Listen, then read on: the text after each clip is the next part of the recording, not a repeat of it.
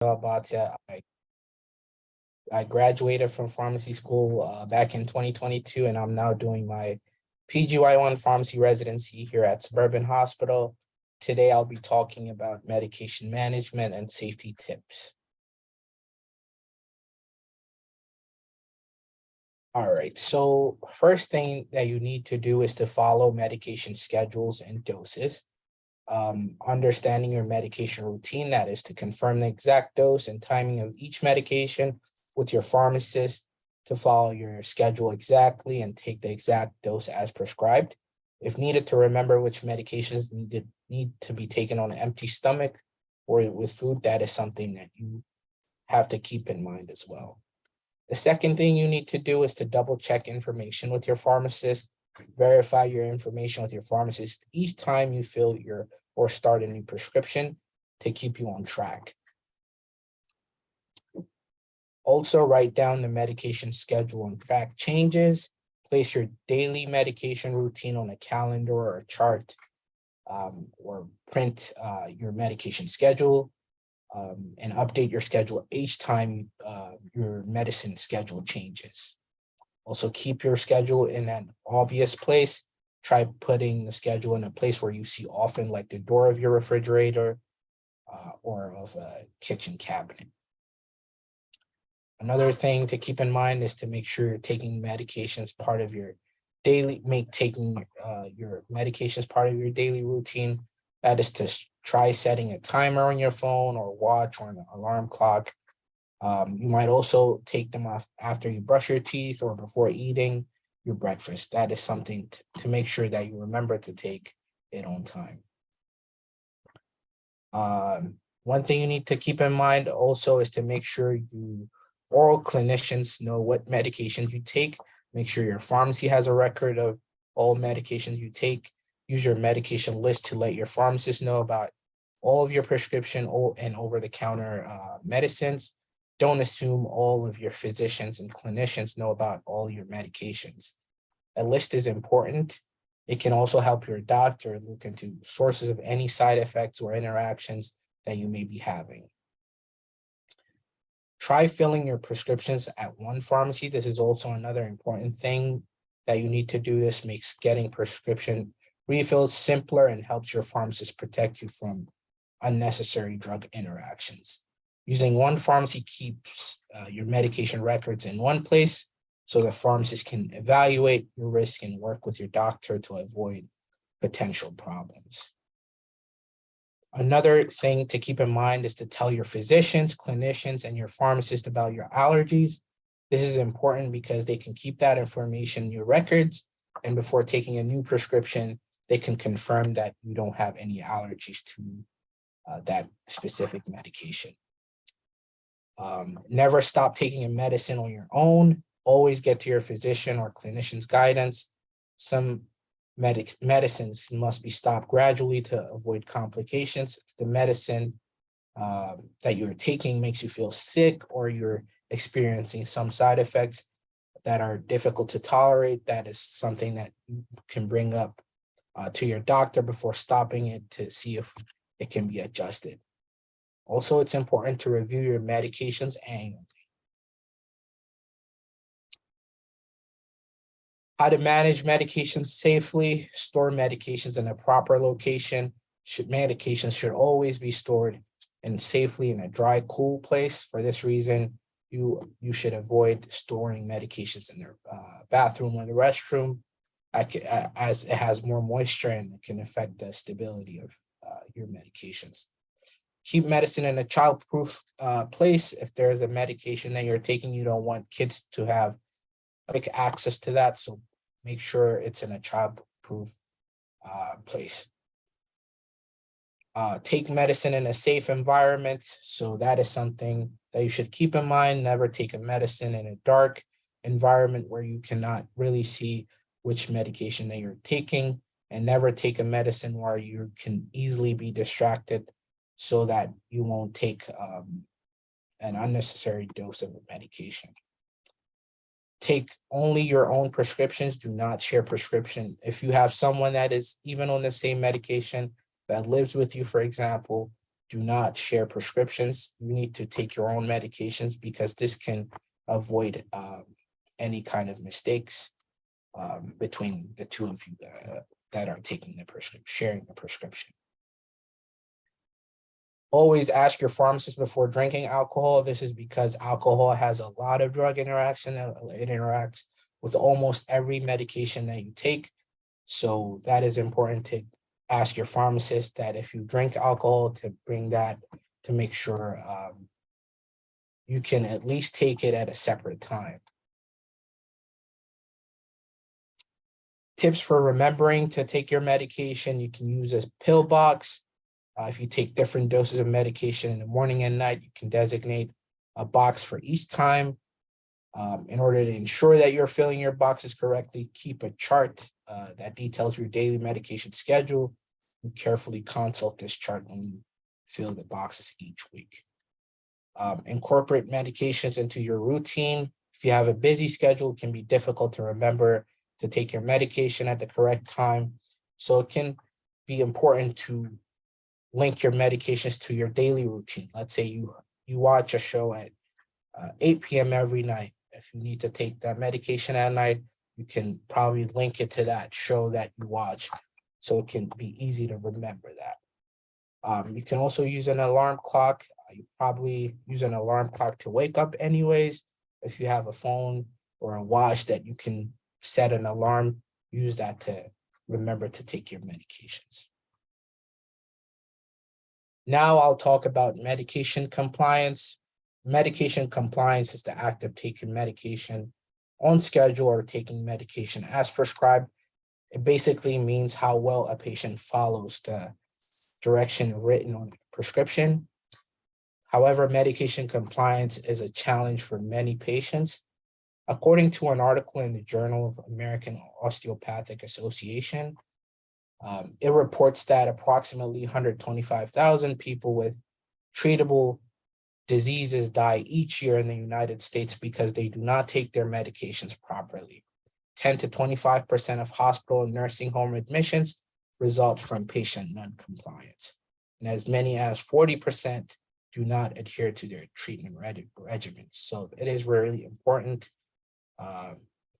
to have medication compliance on all your medications.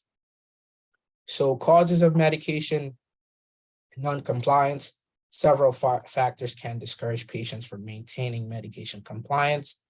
That could be due to side effects, cost, forgetfulness, too many medications at the same time, and communication. So clear communication should be between you and your prescriber or provider or primary care doctor, your pharmacist, the nurse. Everyone involved should have a clear communication to know exactly why you're taking the medication, when you need to take the medications, and when you need to stop if something was going to happen while taking that medication.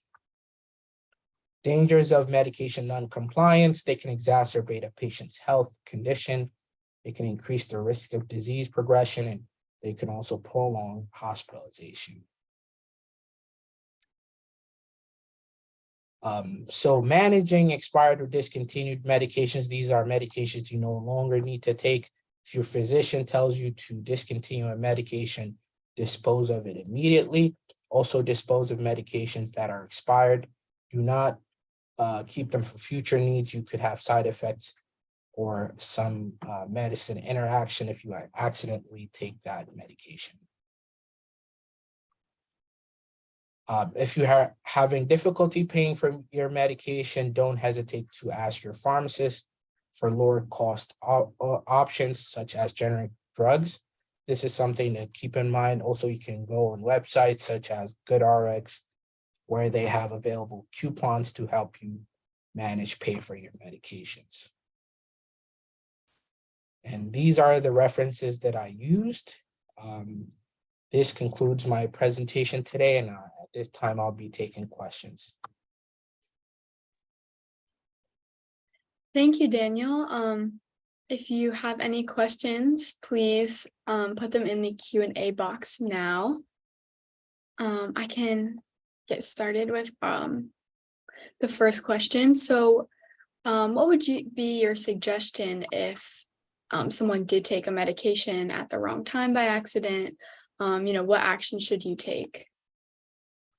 That's a great question. You can always call your pharmacist, the nearest pharmacy, the pharmacy that you use normally. You can always call them and ask for guidance. If that is something that happened once, that is something maybe we can adjust the next dose. Let's say you were supposed to take a medication at 8 a.m. and 8 p.m. You forgot to take your 8 a.m. dose, and you took your dose at 7 p.m. and you have another dose that's scheduled at 8 p.m. Maybe we can push that dose to morning instead of double dosing. So that is something that you can ask your pharmacist for an advice. But if this keeps happening, maybe you should make sure to change your routine, for example, set an alarm clock or something that helps you remember when to take your medications. Right. So when would you recommend calling your doctor versus calling your pharmacist? So if that is an emergency situation where it's where it could be life-threatening, or that is something you need to be seen by the doctor, I will consider calling the doctor immediately or going to the nearest emergency room. But I wouldn't go to the doctor just because you missed one dose or you forgot to take your 8 a.m. Dose, and you probably took it at 7 p.m. That would not be something to call your doctor about. You can always call your pharmacy about. But if you think that you're maybe experiencing some serious side effects, for example, from a medication, you need to go to the nearest emergency room right away, so that maybe that medication needs to be stopped or potentially changed to another class of medication that can help you. Great, thank you. Would you be able to put the reference slide back up? Yes. Okay, great, thank you. Okay, great. Okay, let's see. And our next question is, how do you recommend disposing of expired medications? That's a great question. Some medications can be disposed in the regular trash. Some medications need to be disposed at a specified container. The easiest thing to do is go to your nearest pharmacy and you can give all your medications to them. They will probably take it. If it's a controlled substance, some pharmacies might not be able to take it back. But for almost all medications, pharmacies will be able to take your drug back, expired medications back. Thank you. Let's see, again, please feel free to put your questions in the Q&A chat. I'm sorry, the Q&A box. And okay, our next question is, what is your recommendation for the best way to learn about affordable alternatives to name brand medications? Best way to learn about, can you rephrase that question, please? Yes, absolutely. What is the best way to learn about generic medications that are out there? Cheaper alternatives. Cheaper alternatives. Like I mentioned before, your nearest pharmacy will be your ideal resource to use for affordable medications, but almost all generic drugs are cheaper than brand alternatives. So you can also, let's say you're on Advil, for example, you can Google Advil, generic name of Advil. Generic name of Advil is ibuprofen. Can you probably get it over the counter? You can go to the nearest grocery store, and it's probably cheaper and a cheaper alternative than the brand. So Google would be my other resource.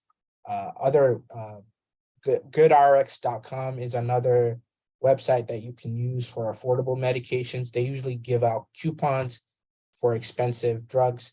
Some medications do not have generic alternatives, so you will need to buy brands. And for those medications, websites like GoodRx.com can provide a cheaper alternative, or at least give you some coupons to make it more affordable. Great, thank you.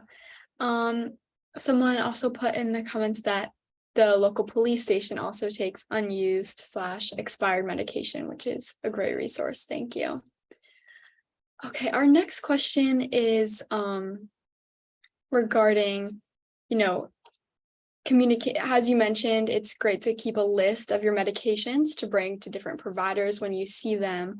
Can you just explain a little bit more, how important is that medications are tracked so that one provider, has that information?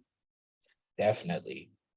Always when you get to your provider, make sure you ask for a list of medications that you should be on, why you're taking that. It's important to know why you're taking that, what to expect from the medication in terms of the benefits and the side effects, things to look out for, when you should probably hold the medication, stop taking the medication, call your provider, and when to seek immediate medical attention. That is important.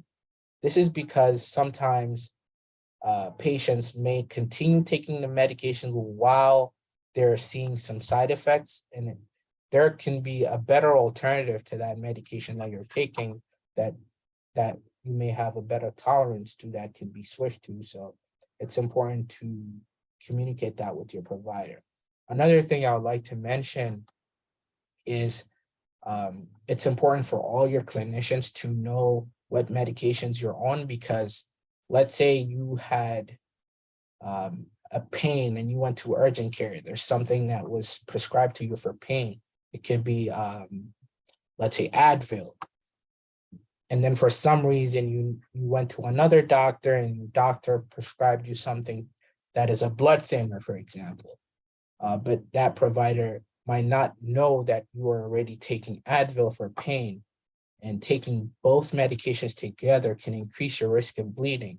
So that is something to keep in mind when you get into contact with different clinicians, that they know exactly what medications that you're on. Also, let your pharmacist or they're near wherever you pick up your prescriptions know all the medications that you're taking, so that they can check for any drug interactions. That's a great point. Would you be able to put the slide regarding managing medicines safely back on the screen? Yes. And then there was another comment that said the police may only take the expired drugs on certain dates that, they don't always have that drop-off option. So that's another great point and something to look into before going. Okay, so going back to your last point about, medication interactions, I know you touched on it briefly, but can you explain a little bit more about the importance of understanding medication interactions in your medication routine? Yes. So one thing I mentioned was alcohol.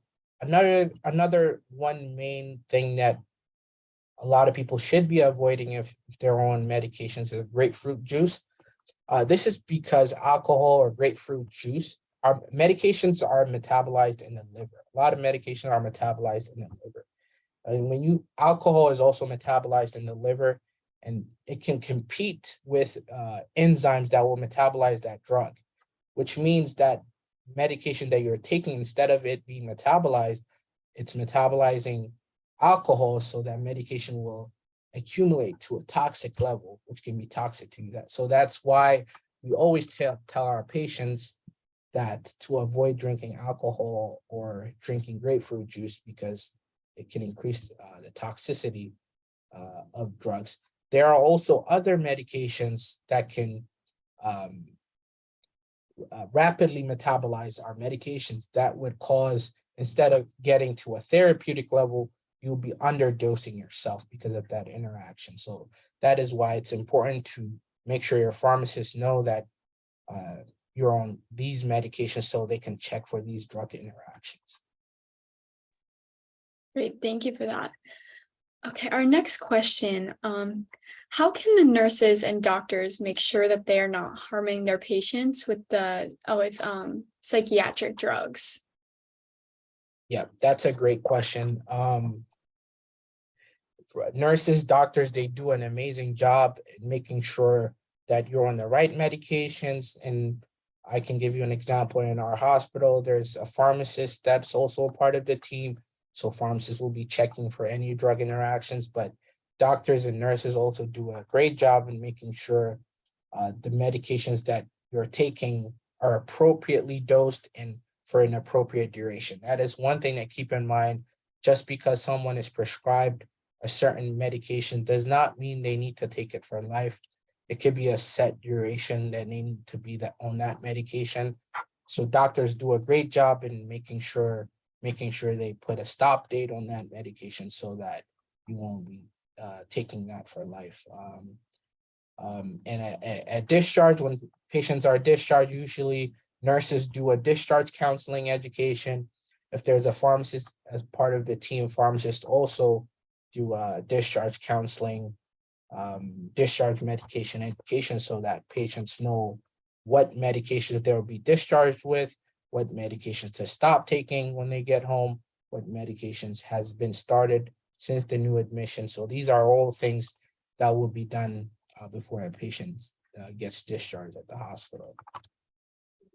Yeah, that's a great lead into our next question.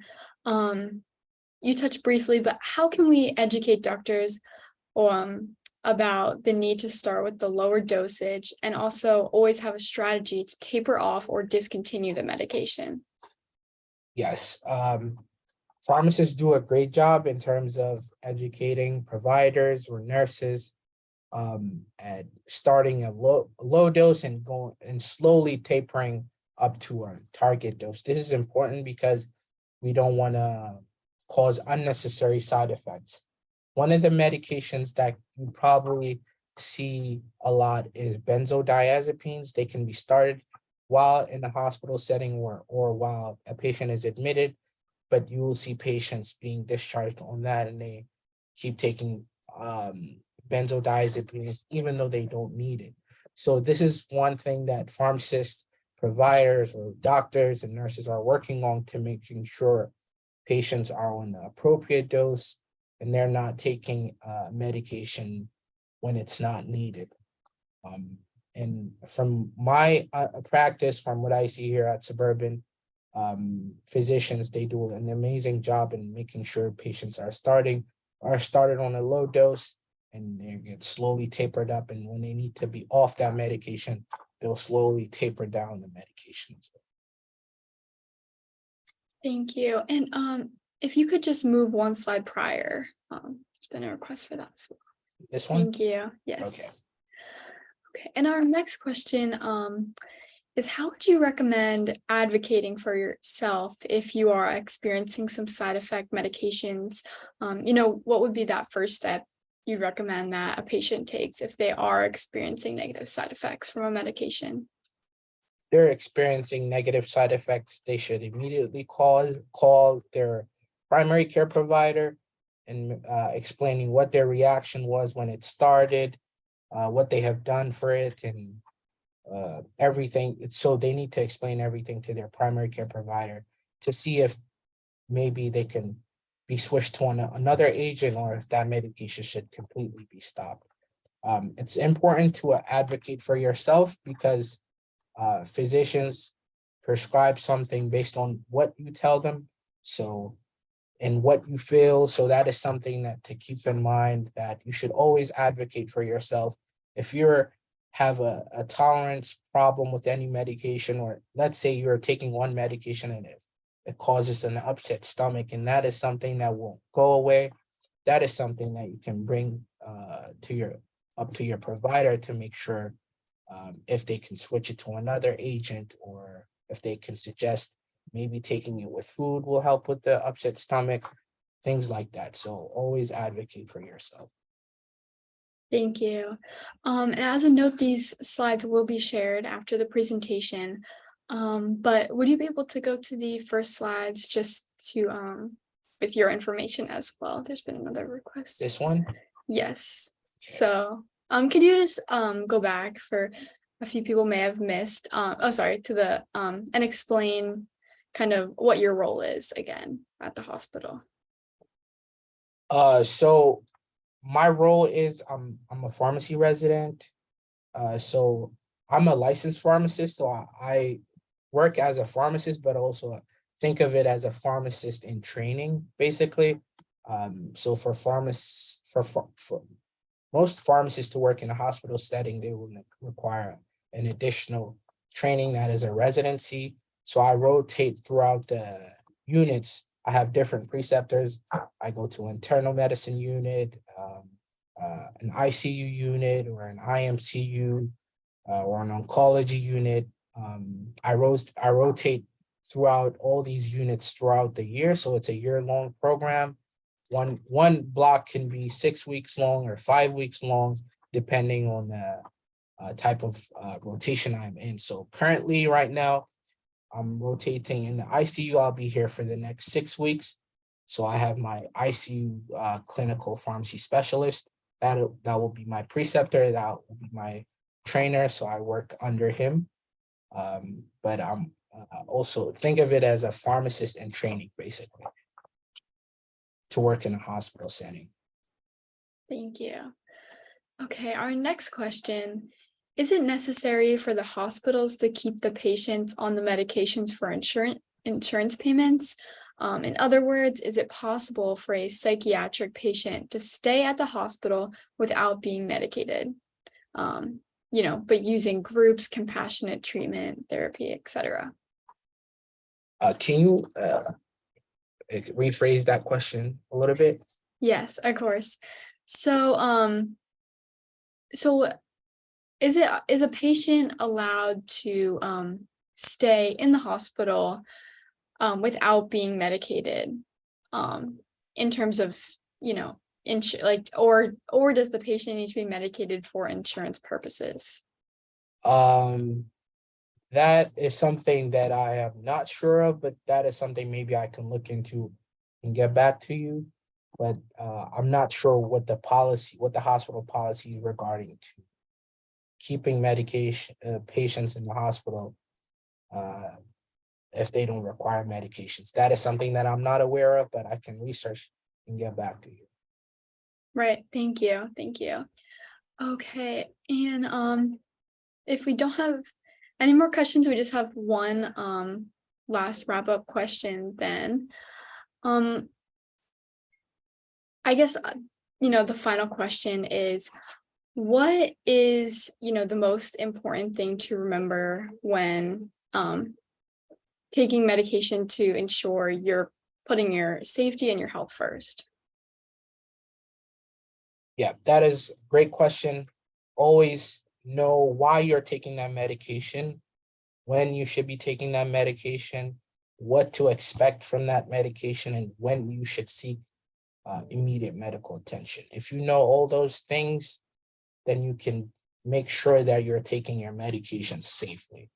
Also, like I mentioned earlier, make sure you let all your clinicians know that you're on these medications so that there won't be any you won't be prescribed any medication that could potentially interact with the medications that you're taking. So make sure everyone in the healthcare that you get into contact with know that you're on these medications, know why you're taking the medication, when you should take the medication, what to expect from it, and when to seek medical attention. Great. Thank you so much, Daniel, for all of this amazing advice and information. As I mentioned in the beginning, you will be emailed an evaluation regarding today's program. And as I mentioned, it will help us to continue to put on community promotion programs. So thank you all for attending. Thank you, Daniel, and have a great rest of your day. Thank you all. Have a great day.